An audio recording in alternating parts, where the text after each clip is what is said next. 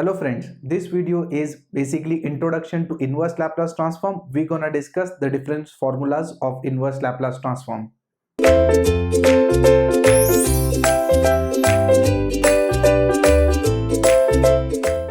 Welcome back friends. Till now we are done with Laplace transform. Now we are going ahead and we solving inverse Laplace transform. So let us revise quickly what we did in Laplace transform. In Laplace transform, the problem is always in terms of t. If you apply Laplace transform, you get problems solution in terms of s. All the problems of Laplace transform were in terms of t and we got solution in terms of s. Now what we're gonna do in inverse Laplace transform, all the problems will be in terms of s. We're gonna apply inverse Laplace transform to it and we're gonna get back our original function f of t. So this is inverse Laplace transform in which problem will be in terms of s and solution will be in terms of t. So in this video we'll be discussing what are the different formulas of inverse Laplace transform. Let us start quickly. The first formula is Laplace inverse of 1 upon s equal to 1. See this formula is exactly similar to Laplace. See here, Laplace inverse of 1 upon s equal to 1. If you take this Laplace inverse this side, so that will become Laplace inverse will become Laplace.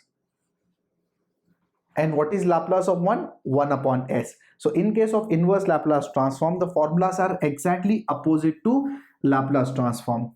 Laplace inverse of 1 upon s equal to 1. Next, Laplace inverse of 1 upon s minus a. Yes. Here it is minus a, then it will be e raised to at plus a. This Laplace inverse will go that side and that will become Laplace of e raised to at. And what is Laplace of e raised to at? 1 upon s minus a. So Laplace inverse, we're going to have reverse formulas. Next, Laplace of 1 upon s plus a will be e raised to minus at. If it is minus a, it will be plus a. If it is plus a, then it will be minus a. Next formula, Laplace inverse of s upon s square plus a square. Remember, this formula is of Laplace of what? Cos at, right? This is Laplace of cos at. Inverse Laplace of this particular term is cos at. Next, Laplace inverse of s upon s square minus a square. If it is plus, then it is cos. If it is minus, then it is cos h at. Let us move on. Next formula, number 6. Laplace inverse of a upon s square plus a square is what? Sin at. Next,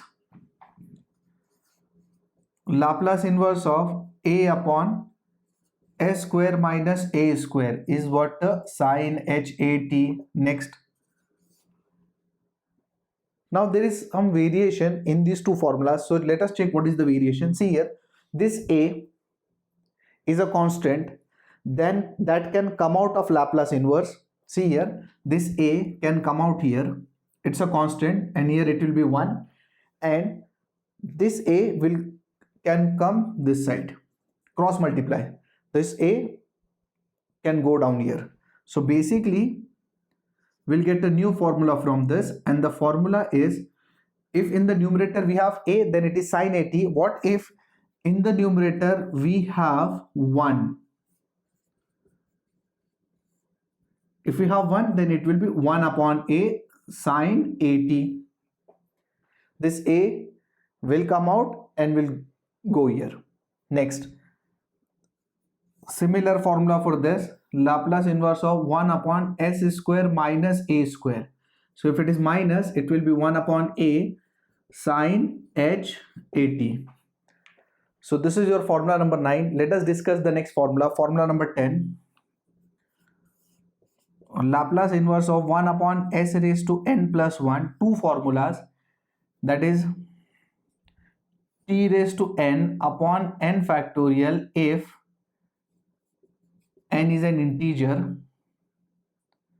If n is an integer, this is the formula, t raised to n upon n factorial. What you're gonna do?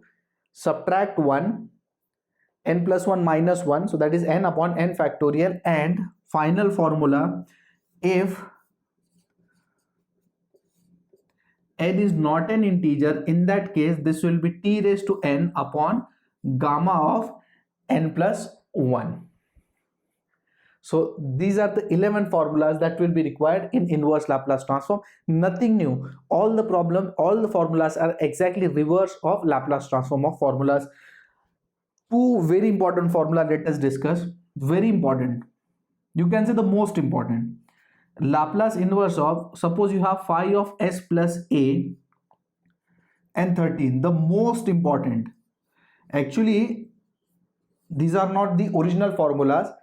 These formulas are very important, therefore we are keeping in the formula list, and the formula is very simple. See here, this is shifting, s is shifted by plus a, therefore if this is the case, we gonna take minus at outside into Laplace inverse of phi of s, and here it is e raised to at outside Laplace inverse of phi of s. Very important formulas. Most number of times this formula will be used. See here what the formula saying. If it is plus a, we gonna take minus at outside and forget about this shifting property. If you forget about this, you will be left with what? Laplace inverse of phi s. So this part. And same here, if you have minus a, then it is e raised to at. Forget about this, you will be left with Laplace inverse of phi s, and this will come here. This is exactly shifting property. Let me explain you if you didn't understand that. What is your shifting? See here, e raised to 18 to f of t. What is shifting? Phi of s. See here, you will forget about the shifting property. F of t's Laplace is phi of s, and due to this plus a, s will be shifted by minus a. This is a shifting property that we have already discussed in detail. Exactly same. This Laplace will come this side and will become inverse, and it is minus a, then it will be e raised to at. Forget about this, Laplace inverse of phi s, and we know Laplace inverse of phi s is what? F of t. So that is the same formula. Actually it's shifting formula, but if you can remember directly, that is useful. For example, let's discuss the next one, this one. See here,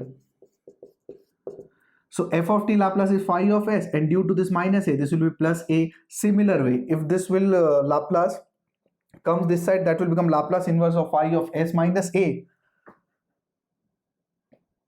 This is plus a, this is minus a plus a. This, so e raised to minus at and f of t. Okay, so these are the shifting formulas that you can remember directly, because that will be required number of times. So please copy the formulas and remember the formulas. In the next video, we'll start with the problems of inverse Laplace transform. Thank you.